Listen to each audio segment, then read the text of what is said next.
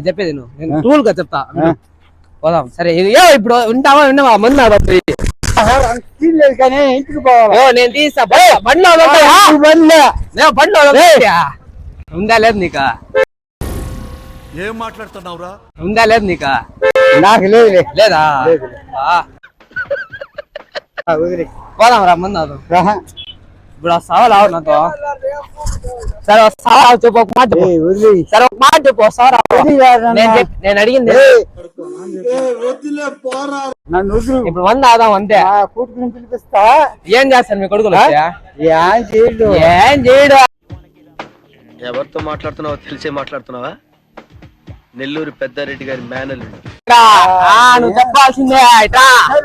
మంది ఆదాంరా సరే మీ కొడుకునే పిలిచి మంది ఆదాంరా పెన్ పెట్టుకో